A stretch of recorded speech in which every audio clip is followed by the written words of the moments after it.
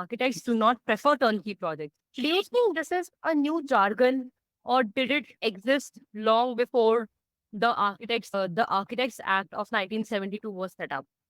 So, historically speaking, I think architects have always been doing kind of a turnkey product. So when we talk about the Renaissance and all those kind of things, at that time, architects were people they were engineers, they were architects, they were artisans, they were craftsmen, they were all kind of rolled into one. They would be working with the craft, the architecture itself, and ensuring that the building, the plumbing system would be coming up. I think that things became more complicated when we have those typologies, hospitality, healthcare, and all those kind of things. Then, with the emergence that we required, the architect, the engineer, Hmm. consultant, contractor, and all these things really kind of came into being, right? I think so. It's kind of always existed. Turnkey is a word which is kind of a bit hackneyed right now. A lot of people use it. Some people use it for comprehensive set of services. Hmm. So maybe I do architecture and landscape and interiors, and I have my friend who's doing MEP, and I put it into this thing, and I say that I'm giving it turnkey. But that's only Right? consultancy. But that's Turnkey, also consulting. yes. Turnkey actually means, but I know what turnkey means, but I'm saying that it's Hmm. being used in different ways. Hmm. Turnkey actually means that people as an architect would take that up and they would take the owners of the responsibility of the construction. Yeah. Yeah. Uh, so yes, a lot of people don't do that. It requires a lot of corp. Right. So if I have to take up contracting, even if it's a singular bungalow, I know that it's going to take up to about 60, 70 lakhs. Hmm. Nothing else. And the interiors Yeah. itself might cost something more. So let's say I have to spend about, or I need a cash flow availability of up to about 1 crore of rupees. I'm doing the smallest of parts.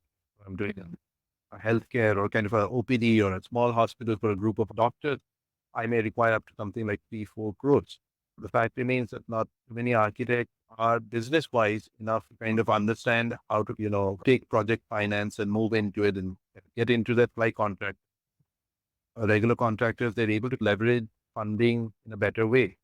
So they know that if I have to put in about 50 lakhs now, then based on that, raise the bill by which client is going to be paying that 50 lakhs by that time. You need that buffer period of 50 lakhs by which that money comes. It could be a month or 2 months.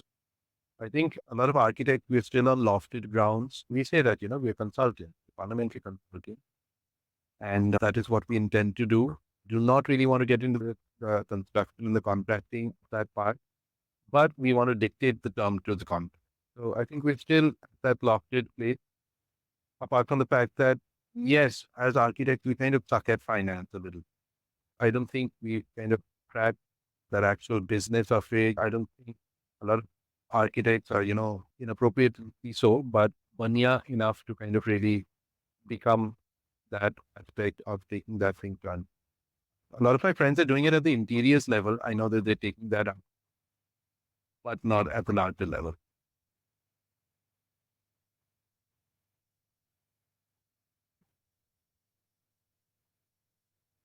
Okay. So I do have a follow-up question on the turnkey or not to turnkey. I would like to know your suggestion as an experienced architect for the younger generation of entrepreneurs coming out there. Should they consider turnkey or should they not consider turnkey? And if yes, then in which cases should they consider turnkey? I'm usually a mixed bag sort of person, so I see the world in gray. It's Okay. very difficult for me to kind of say that, you should or you should not. I think that with so many architects and so many projects saying that is what you should do is kind of wrong, or even to Hmm. kind of expect sort of an answer from anyone, whether it's senior or junior. But Yeah. since you asked me that question, in my position, I'd say that no, do your consultancy right for the first time Okay. and focus on that, bring that up to a certain level by which you're reputed for the set of services and the design and everything you do. Understand everything that it has to do with construction. And once you're Mm-hmm. able to achieve that level and you have that access to funds, yes. And you're smart enough as a businessman, like I said, to kind of really understand that our consultancy fees and what we're kind of doing is a very small percentage of the total Hmm. project. It, Right. it takes a while for an architect to understand that. So that, Yeah. project might be worth 300 crores and our fees are maybe say about 40 lakhs or 20 lakhs or something. Hmm. With that it is, we are actually a very small percentage of the total project. Right. Right. Yeah. All right. We do a lot of stuff and we do not get valued enough. I do understand that part. Hmm. But from the actual mathematics of it, we are a small percentage of the total.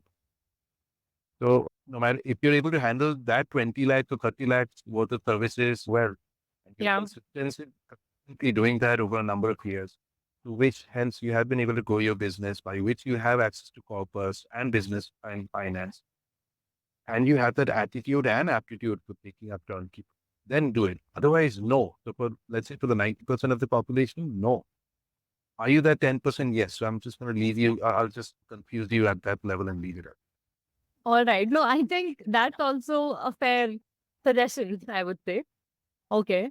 So moving on with more of industry questions.